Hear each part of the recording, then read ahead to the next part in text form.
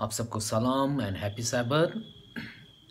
परमेश्वर का बहुत बहुत धन्यवाद हो इन सुंदर समय के लिए, ये सुंदर अवसर के लिए कि परमेश्वर ने हमें जो है एक बार फिर अपने नाम के निमित्त एकत्रित किया है इस ऑनलाइन वर्शिप के माध्यम से। मैं प्रभु का बहुत बहुत धन्यवाद देना चाहता हूँ और इस सुंदर अवसर के लिए। और आइए इससे पहले कि हम परमेश्वर के वचन में जाएं, आइए प्रार्थना करेंगे। प्यारे प्रभु यीशु नासरी, हमारे जिंदा खुदावन, धन्यवाद देते हैं कि आपने खुदावन अपने दास को अपने वचनों के ज़रिए से खड़ा किया है। अपने वचनों को खुदावन अपने दास के मुख में डालिए ताकि प्रभु जी मेरा बोलना सुनने वालों के लिए आशीष का कारण रहे। पिताजी, स्वर्ग शक्तिमान पिता परमेश्वर, एक बार फिर मैं अपने आप को और तमाम भाई बहनों को खुदावन जो इस वक्त सुन रहे हैं उन सबको आपके पवित्र हाथों में देता हूँ। यीशु नासरी के नाम से मांगते हैं, आमीन।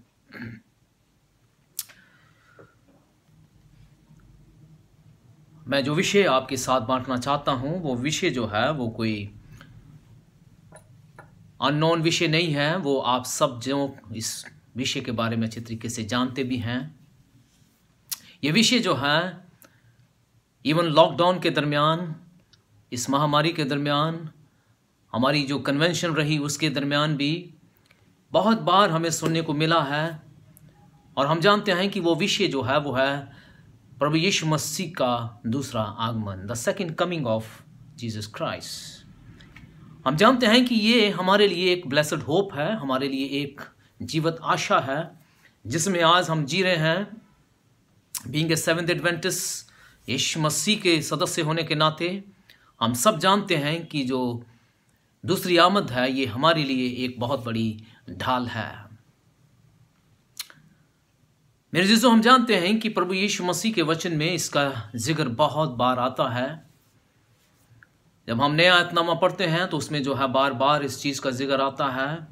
बाइबल की आखिरी पुस्तक जो है उसमें भी बहुत बार इसका जिक्र आया है। प्रभु यीशु मसीह ने अपने दास यूहन्ना के द्वारा बहुत बार इसका जिक्र किया है। इवन प्रभु यीशु मसीह ने अपने जिंदा और जब इस संसार में थे तो उन्होंने जो है इस बात का जिक्र किया है।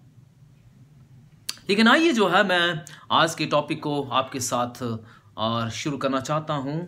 और मैं चाहता हूं कि अगर आपके पास पवित्र शास्त्र है तो आप खोल सकते हैं और दूसरा पत्रस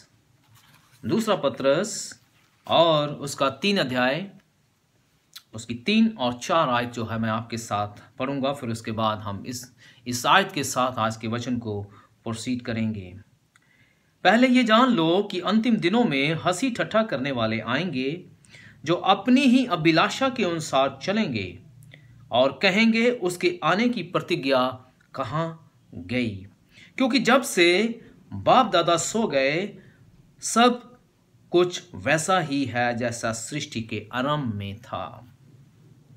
मेरे जीजों, हम जानते हैं कि पतरस जो कि प्रभु यीशु मसीह का चेला इन वचनों को बतला रहा है कि अंतिम दिनों में 2 प्रकार के लोग होंगे। एक जो प्रभु यीशु मसीह के आगमन का इंतजार कर रहे हैं और एक वो जो उसके आगमन में ठट्ठा मजाक कर रहे हैं। लेकिन हम किस कैटेगरी में हैं इस चीज़ को हमें और खुद समझना है और जानना है। पतरस जो है लिखता है कि अंतिम दिनों में, ये बात जो है अंतिम दिनों की हो रही है, जैसा कि हम सब जानते हैं और हम अंतिम दिनों में रह रहे हैं और हम यीशु मसीह की आमद का इंतजार कर रहे हैं। पतरस कहता है कि अंतिम दिनों में हंसी ठट्ठा मजाक करने वाले आएंगे और कहेंगे कि उसके आने की प्रतिज्ञा कहाँ गई। जब से बाप दादा सो गए हैं सब कुछ वैसा ही है।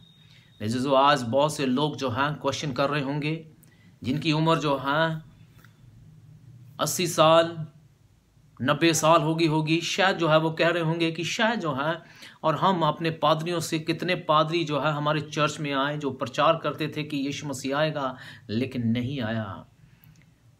हमारी उम्र इतनी हो गई है लेकिन यीशु मसीह अभी भी नहीं आया है। लेकिन मेरे जो आपकी समझ के मुताबिक आपकी उम्र का जो तगाजा है वो आपके लिए इनफ होगा। लेकिन बाइबल बतलाती है कि यीशु मसीह निश्चय आएगा और वह ज़रूर आएगा, और इसमें कोई भी शक की बात नहीं है।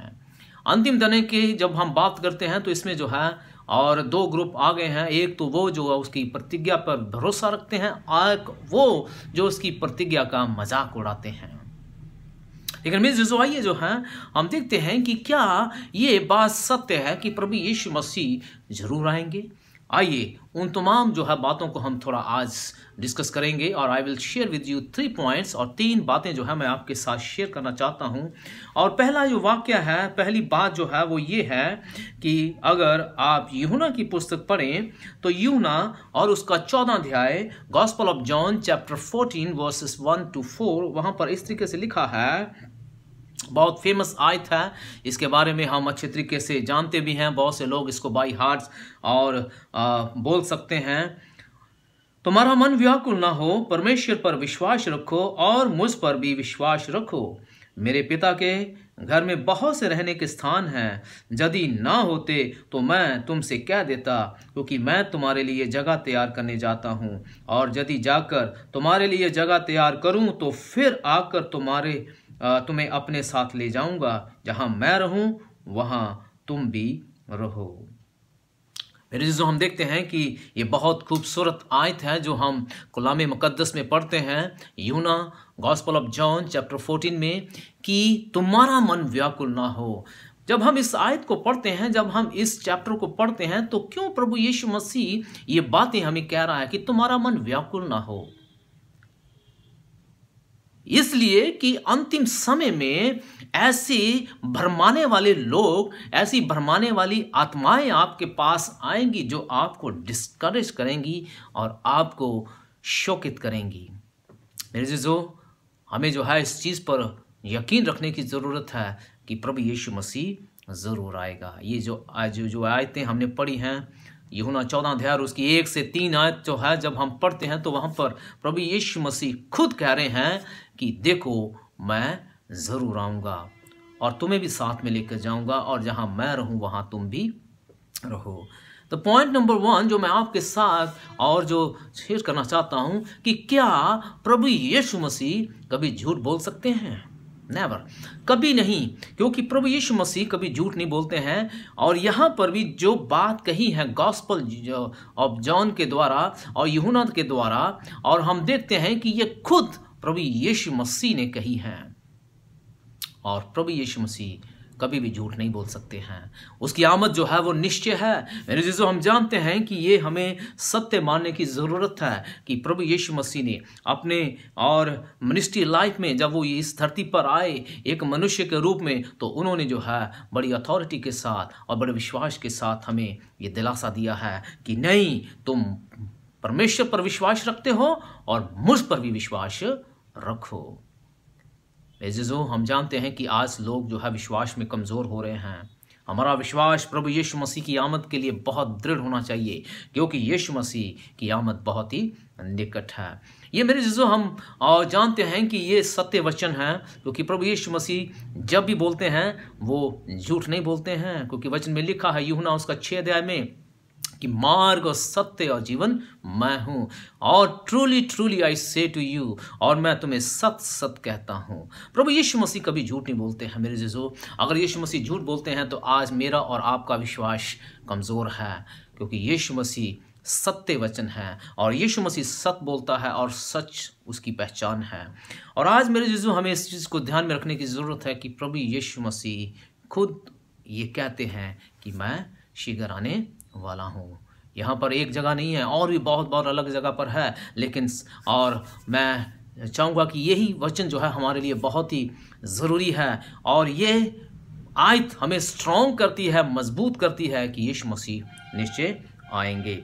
दूसरी बात जो मैं आपके साथ शेयर करना चाहता हूँ, और प्रेरितों के काम बुक ऑफ एक्ट्स में, और प्रेरितों के काम और उसका पहला अध्याय और उसकी 11 आयत जो है मैं आपके साथ पढ़ना चाहता हूं। और उसने कहा, हे गलीली पुरुषों, तुम खड़े आकाश की ओर क्यों देख रहे हो? यही यीशु जो तुम्हारे पास से स्वर्ग से उठा लिया गया है, जिस रीति से तुमने उसे स्वर्ग को जाते देखा है, उसी रीति से वो फिर आएगा।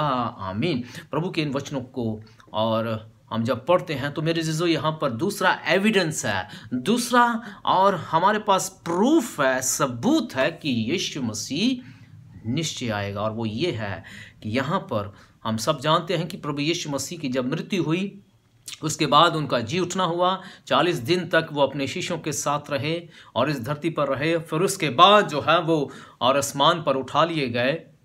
सो मेरे जीजो हम जानते हैं कि जब वो आसमान पे उठा लिए गए और जब वो अपने शिष्यों से बातचीत कर रहे थे, बाइबल कहती है कि वो देखते ही देखते और उनके सामने से ऊपर को उठाना शुरू हो गए और देखते ही देखते वो अलोप हो गए। लेकिन स्टिल फिर भी वो बादलों की ओर देख रहे थे। और वहां पर बाइबल में लिखा है कि फिर क्या हुआ कि वहां पर और पुरुषों ने आकर, जिन्होंने सफेद वस्त्र पहने हुए थे, 2 पुरुष जिन्होंने सफेद वस्त्र पहने हुए थे, उन्होंने आकर कहा कि हे गलीली पुरुषों, तुम आकाश की ओर क्या देख रहे हो? यही यीशु जिस रीति से आपने इसे जाते देखा है उसी रीति से आप उसे आते भी देखोगे।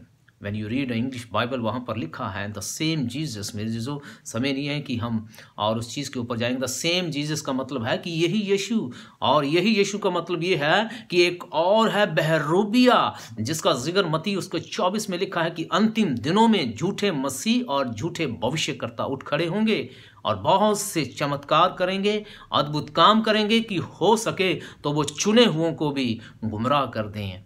The false Christ He will appear before his second coming। और ये हो भी रहा है।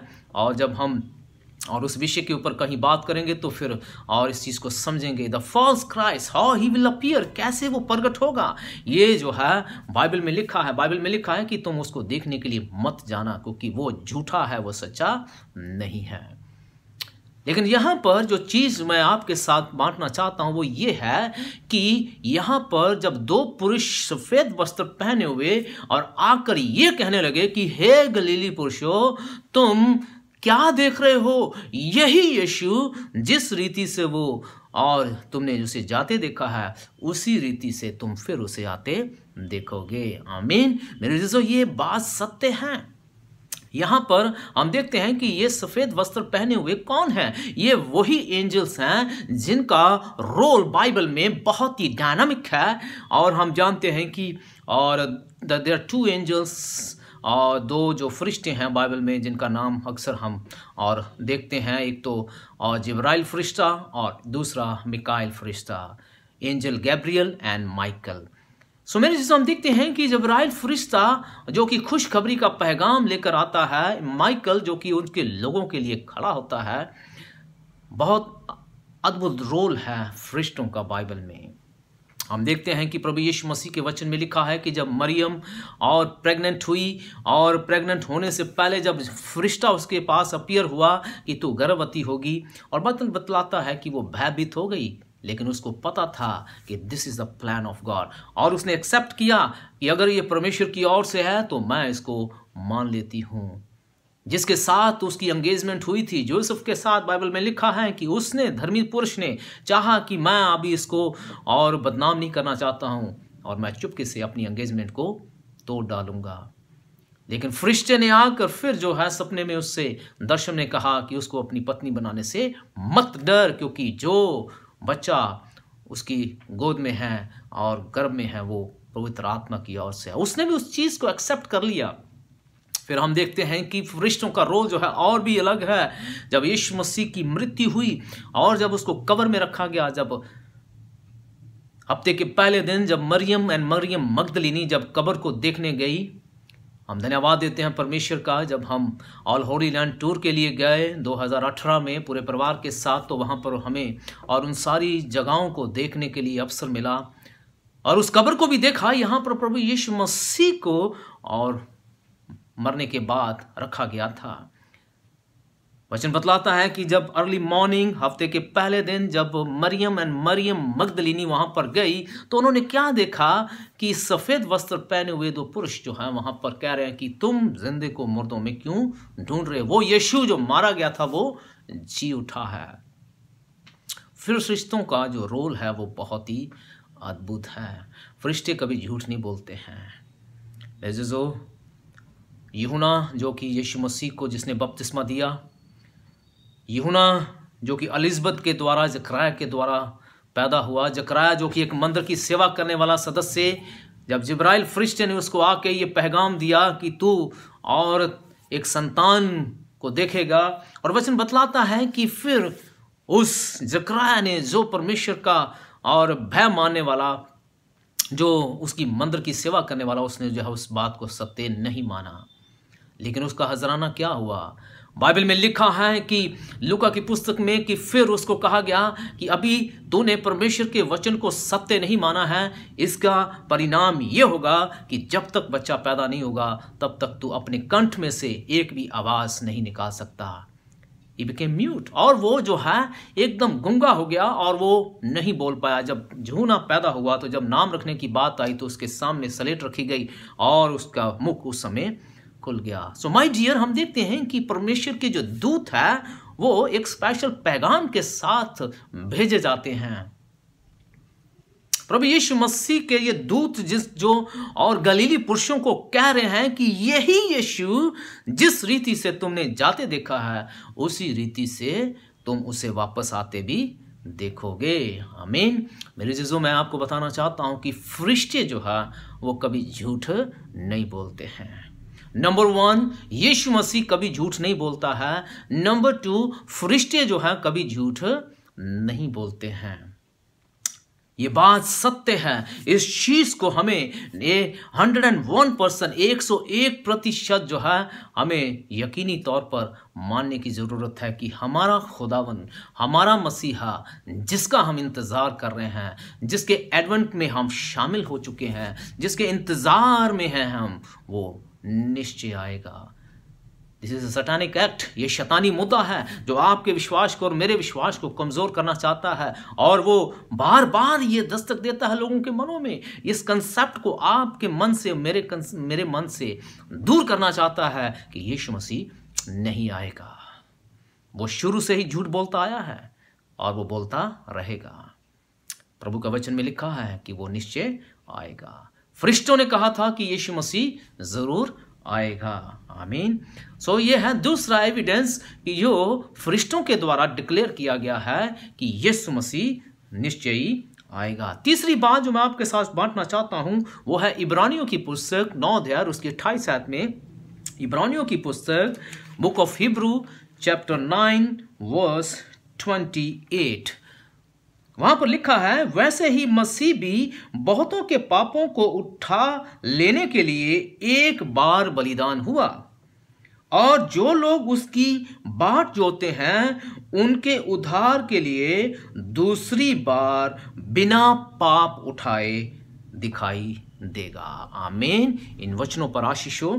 सो मेरे अज़ीज़ों, हम देखते हैं कि द थर्ड एविडेंस, तीसरी बात जो मैं आपके साथ बांटना चाहता हूं वो ये है कि यीशु मसीह का आना निश्चय है। क्यों? क्योंकि उसका जो फर्स्ट आगमन है और वो इस बात की गवाही देता है।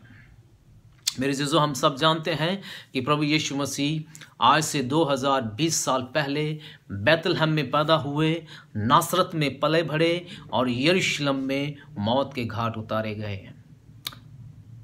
प्रभु यीशु मसीह जब पैदा हुए, मेरे अज़ीज़ों, हम जानते हैं कि उनके पैदा होने का मकसद ये था कि वो अपने लोगों के लिए एक अहब कुर्बानी दे, अपने पवित्र लहू को बहाए, जिससे हमें नजात और मुक्ति प्राप्त हो।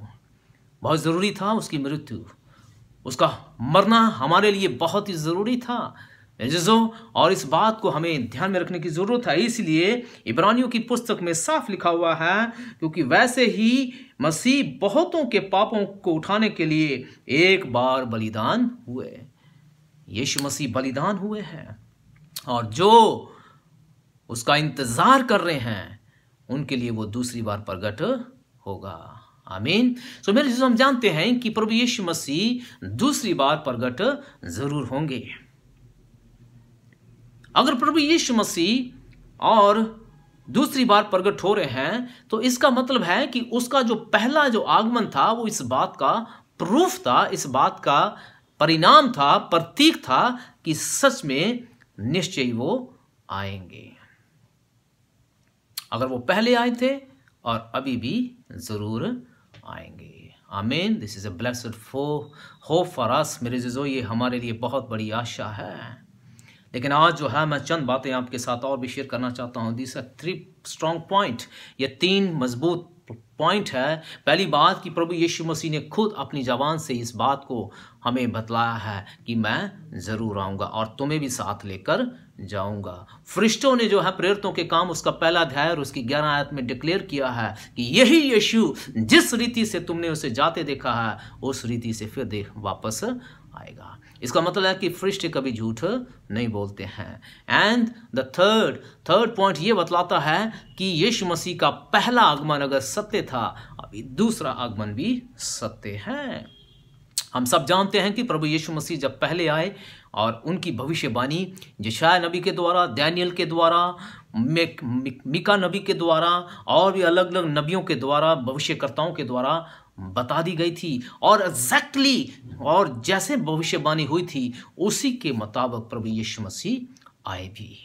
अगर प्रभु यीशु मसीह भविष्यकर्ताओं की भविष्यवाणी के मुताबिक आ सकते हैं और वही यीशु जो खुद इस धरती पर था और वो खुद कहता रहा कि मैं जाऊंगा और फिर वापस आऊंगा।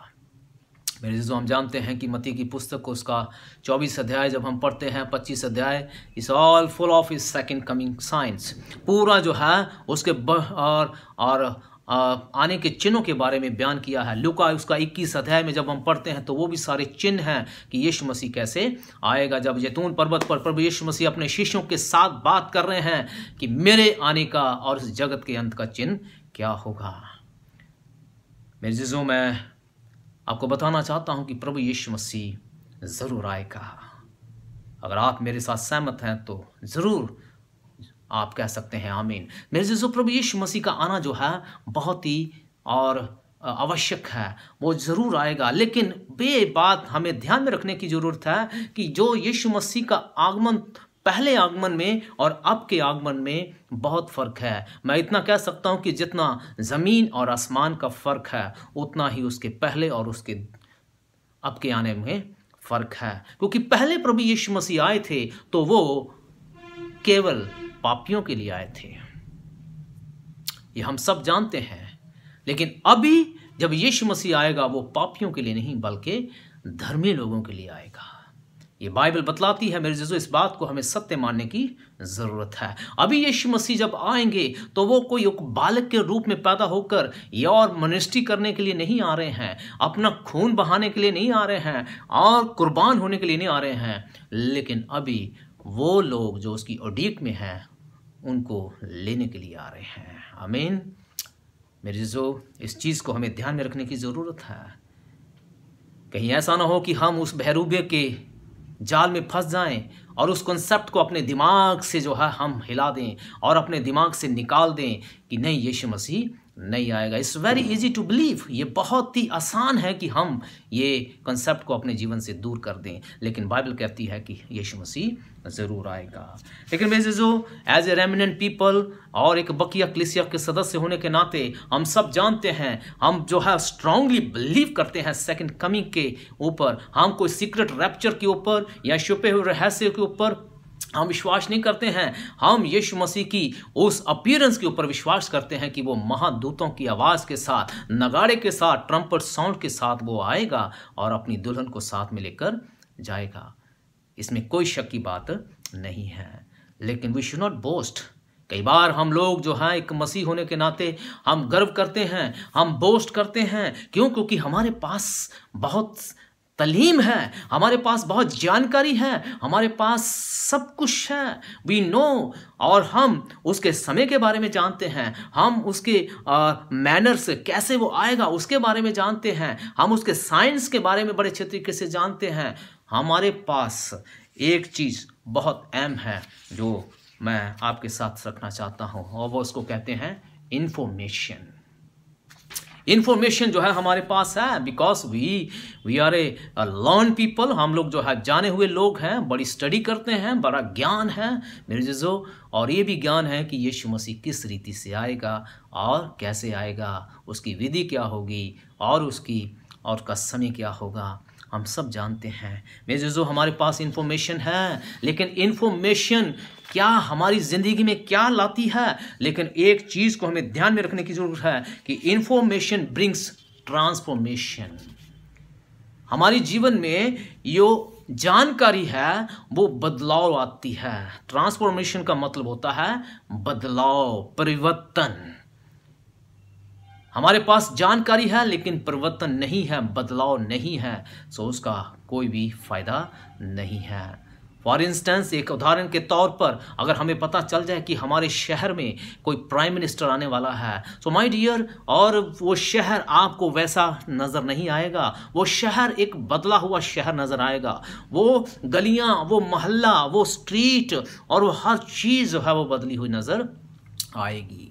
May be you have seen this kind of incident. आपने देखा होगा आपके शहर में जब कोई मिनिस्टर, जो बड़ा अधिकारी, जो बहुत ही, और just we can say the Narendra Modi अगर आपके शहर में आने वाला है तो वो शहर वैसे का वैसा नज़र नहीं आएगा। वो इंटायरली चेंज होगा। साफ सफाई, साफ सुथरा, everything should be neat and clean.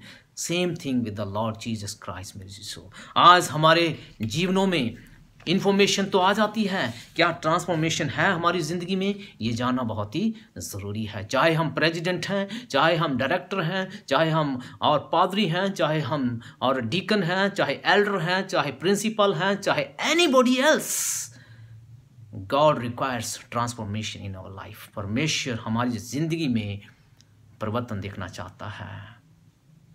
No doubt हमें बोस्ट करना चाहिए, क्योंकि बाइबल कहती है कि अगर कोई गर्व करना चाहता है तो वो इसी बात में करे कि वो प्रभु को जानता है। सब बोलेंगे आमीन। तो मेरे जीजो, ये भी हमारे लिए जानकारी है कि हम उसके आगमन के बारे में अच्छे तरीके से जानते हैं, लेकिन क्या हमारी जिंदगी में ट्रांसफॉर्मेशन है या नहीं है, बदलाव है या नहीं है, ये आज मेरे लिए और आपके लिए बहुत बड़ा सवाल है। क्योंकि ये समय, ट्रांसफॉर्मेशन का समय हमें दोबारा नहीं मिलेगा, बदलाव का समय हमें दोबारा नहीं मिलेगा। बाइबल में लिखा है कि प्रोविजन जब क्लोज हो गएगी, क्षमा का मौका बंद हो जाएगा, फिर उस समय कोई भी मौका नहीं होगा। ये जो मौका अभी है हमारे पास, जानकारी प्रभु ने हमें दे दी है, क्योंकि हम अंधेरे में नहीं हैं, हम उजाले में हैं, क्योंकि वचन उजाला है हमारे सामने, हम सब कुछ जानते हैं। My dear brothers and sisters, मेरे भाई और बहनों जो मुझे सुन रहे हैं, प्रभु की आवाज़ को सुन रहे हैं, तो मैं आज आपको एक सवाल के साथ छोड़ना चाहता हूँ। If you know the information, आप जानते हैं कि यीशु मसीह आ रहा है, पूरा विश्वास करते हैं, क्या आप उसके लिए तैयार हैं? Are you ready? क्या आप उसके आगमन के लिए तैयार हैं? ये जानना बहुत ही ज़रूरी है। ये क्वेश्चन मैं अपने लिए भी और आप सबके लिए भी रखना चाहता हूँ। जस्ट एग्जामिन योरसेल्फ, अपने आप को परखें, अपने आप को जान लें कि मेरे पास जानकारी है, क्या मेरे पास बदलाव है, क्या मैं तैयार हूँ या नहीं हूँ। ये जानना मेरे लिए और आपके लिए बहुत ही ज़रूरी है। ये जो परमेश्वर हमें और अपने वचनों के साथ दृढ़ करे, ताकि हम उसके आगमन में जब वो हज़ारों फरिश्तों के साथ पूरी महिमा के साथ आए, तो हम जयकारे लगाते हुए, गाते हुए और उसके आगमन में शामिल हों। कहीं ऐसा ना हो कि हम कहें कि हे पहाड़ों गुफाओं हमें छुपा लो, बल्कि हम खुशी के साथ उसके आगमन में शामिल हों। यही मेरी प्रार्थना है। जितने भी मेरे भाई बहन बच्चे बुजुर्ग सुन रहे हैं, प्रभु हम सबको अपने उस आगमन में शामिल करे। God bless you. आइए प्रार्थना करेंगे, अपनी आंखें बंद करेंगे, प्रार्थना करेंगे। जिंदा परमेश्वर, हमारे अब्दी खुदावन, हम आपका बहुत बहुत धन्यवाद करते हैं कि आपने प्रभु जी अपने वचनों की जानकारी हमें दी है। ओ प्रभु जी, आपने हमें चुना है और हमें अपनी तालीम दी है, ताकि हम उन वचनों को पढ़ सकें, सुन सकें, जान सकें। धन्यवाद देते हैं प्रभु जी इस विषय के लिए। खुदावन, जबकि बहुत सी चर्चा हो रही है, बहुत बार हम इस कलाम को सुनते हैं कि यीशु मसीह आने वाला है। प्रभु जी, हमारे पास जानकारी है, लेकिन क्या बदलाव है ये केवल आप जानते हैं। आप बेहतर जानते हैं, हर एक हृदय को जानते हैं, हर एक मनुष्य को आप जानते हैं, हर एक बहन को, भाई को आप जानते हैं कि वो तैयार है या नहीं है। पिता, हम जानते हैं कि ये मौका है हमारे लिए कि हम पूरी तौर पर तैयार रहें, क्योंकि जैसे आपके वचन में लिखा है कि तुम तैयार रहना, कि तुम नहीं जानते कि तुम्हारा प्रभु किस घड़ी और किस वक्त आ जाए। मेरे अब्बा, अपने बच्चों को हमेशा तैयार रख। जिन भाई बहनों ने खुदावन आपके कलाम को सुना है प्रभु जी, और खुदावन वो उन कवारियों की तरह हों जो दूल्हे के साथ अंदर चले गई, उन कवारियों की तरह ना हों जो बाहर रह गई। पिता, अपने बच्चों को कसरत से आशीषित कर। अपने दास को आपने इस्तेमाल किया, धन्यवाद। अपने दास के घराने को और अपने दास की सेवकाई को भी आप आशीषित करें। जिन भाई बहनों ने सुना है उनको आप कसरत से आशीषित करें, ताकि आपके वचन के द्वारा वो आशीष पाएं और हमेशा आपके वचनों में आगे बढ़ते जाएं। प्रार्थना प्रभु यीशु नासरी के समर्थी नाम से मांगते हैं, आमीन।